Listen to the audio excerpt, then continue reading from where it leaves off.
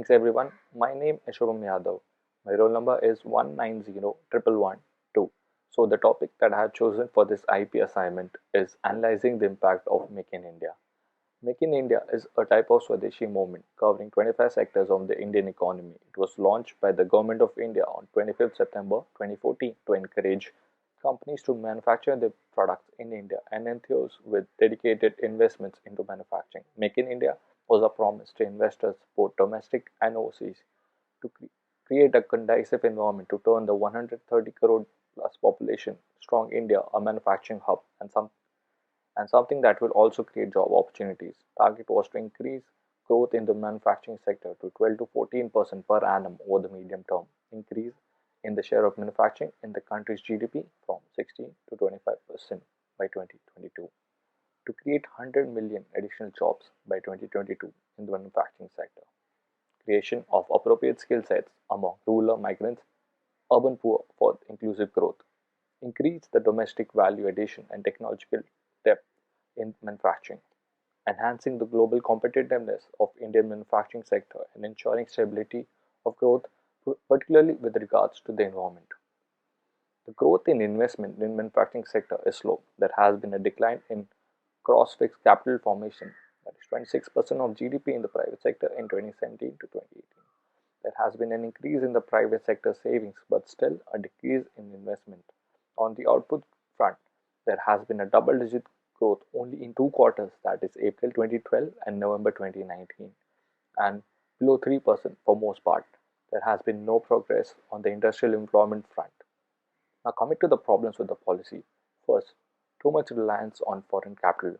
Scheme is heavily relied on foreign capital for investments and global markets for produce. Second, lack of implementation. The policy implementers need to take into account the implications of implementation deficit in their decision. The goal seems to be too ambitious beyond the capacity rate for the sector, lack of policy focus, and deals with too many sectors. Now, coming to the outcomes, FDI has increased from 16 billion in 2013-2014 to 36 billion in 2015-2016, whereas in the service sector, the FDI is 23.5 billion. India's share in the global exports of manufactured products remains around 2%, which is far less than 18% share of China. Make in India initiative led to radiant growth in IT and manufacturing sector. The implementation of GST had made the industry as a whole much more transparent and accountable.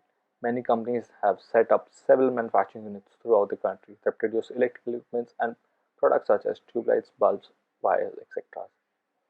In conclusion, Indian government has to take more initiatives to create a conducive environment for the growth of industries, especially manufacturing systems.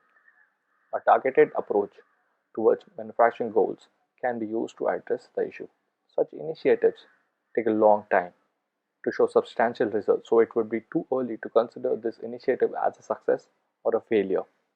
And with the current developments of COVID-19, the companies are looking for new places as is their manufacturing hubs, and they're trying to move away from China. And if India plays its cards right, India has the potential to become the next manufacturing hub of the world and achieve all the targets that it has set for Make in India.